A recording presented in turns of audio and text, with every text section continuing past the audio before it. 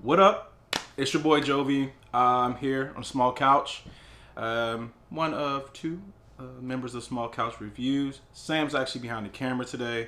We're going to discuss something that is kind of now one of my favorite aspects of my favorite series of all time. We're going to be talking about The Bad Batch. It's a Disney Plus series. It is in the Star Wars universe, and it is about a group of clones that have special abilities. But we also get introduced to somebody new that kind of sheds light on a lot of things and a lot of questions that we have. So we're going to talk about that today.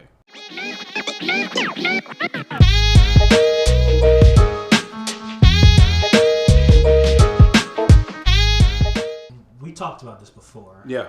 Um, So it was like one or two episodes. yeah. When it was the first two episodes. Yeah.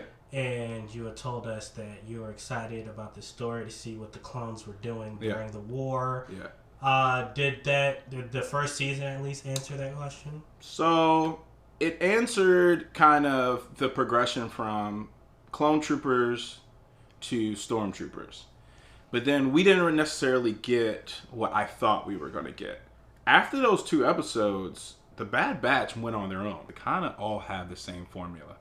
They get a job, they go to a planet, something bad happens, they fix it, they come back. It kind of was not what I wanted, but thoroughly enjoyed just that group and their story and how it progressed. All right, so basically, I mean, this is going to be spoilers, guys, just to put it out there. Of course, if you're watching a full review. Basically, they're like, yo, go on this mission, and we talked about this before. We need you to handle this mission. They handle all the missions that the other clones can't do. That's the point. That's why they were created. Crosshair, one of the members, he goes rogue. He continues to do Order 66 and is killing everyone. He doesn't care. If we look all the way to the second to last episode, we find out he's doing this because he wants to. Not because the inhibitor chip is telling him to. Which is really crazy. Basically, they're on the run from him in the Empire. The entire series. Why is the Empire after them? Because they did not execute Order 66. Or they basically did not do the job they were sent out to do. And when they came back, they were like, okay, cool. We're going to lock you guys up. Then we're going to do something with your inhibitor chips and figure out why it's not working and get you back out there. They end up escaping.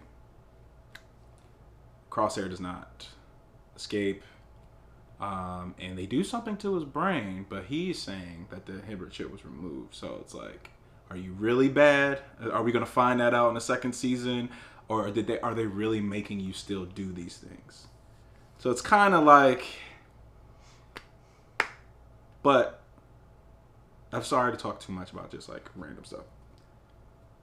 As a whole, very linear, jumping from planet to planet. As they're jumping from planet to planet, doing these missions for an alien named Sid, because they're on a planet that's safe from the Empire. They're doing these missions to make money so that they can eventually leave and like go out. We run into some of our favorite clones, like Rex. We run into Wolf, but it's really cool because it's a big callback to Clone Wars. When you find Rex and he's older, he has the gray beard, and whoever he's with, like you see them in the series. So they're considered deserters. When you leave and you're a clone, you're considered a deserter. We get to meet another deserter with a family. We're gonna assume clones are, not they're infertile. They can't produce, so he like adopts a family, and like. It's really cool to see an idea that, and you see them in the Clone Wars too. There are some episodes that I would say were unnecessary. But there was a lot of episodes. I was watching, it was like 15 or 16 episodes, and I was just like, this is still on? I was expecting it to be short like all the other series that Disney Plus has been making. The show was pretty long. There are some things that you see the growth. You see how Omega is learning from everybody else. You see the relationship with her and Rekka. She's like, Rekka! Rekka! Every episode, Rekka, no! Rekka! And I made a Rekka shirt because I like to do stuff. Yeah. So from the beginning, Rekka was my favorite from Clone Wars. Now I would say Omega's my favorite. Omega really came through. Like, she shines not above, but as a member of the Bad Batch. And I think that was the point. Was actually, she is just like Boba.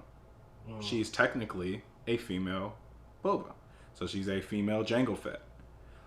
She was created at the same time that the Bad Batch was created, but she ages different.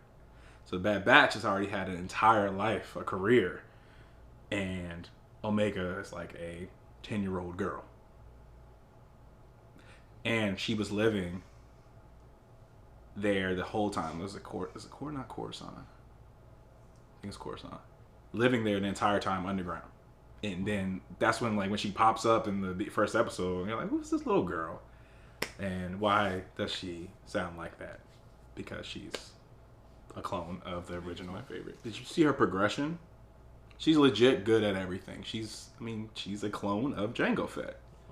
So she's really good at everything she does. But she has to learn it. Like, even she has this bow, she couldn't shoot it in the beginning of an episode. And then she started listening and learning, and she learned from everybody else, and she started getting the strength as the season goes. And then she becomes a beast at it. So it's like little stuff like that. You're like, yo, Disney, you have some great writers. So, going back to the episodes I think are unnecessary, every series has filler. Those episodes were more to show the clones' personalities. I wanted to see what the heck was going to happen. Like, still have a question, where the fuck are they? Where are they? Like, where are they after all this happened? If they survive to the point where there's now stormtroopers and they got a second season, where are these people during the rebellion? And yeah, just like just one negative, and this is what I'll talk about my score and why I give it the score. So I'm giving it a 4 out of 5 broken TVs. Just because it felt like it was too long. Certain episodes didn't need to be there, and it didn't really drive the story. I would watch it again without the filler episodes. Like, that's how. Hey, go watch it. Watch all the new Star Wars stuff on Disney Plus. It's great. I have nothing bad to say about it besides those little things. And I'm excited for the second season. Deuces.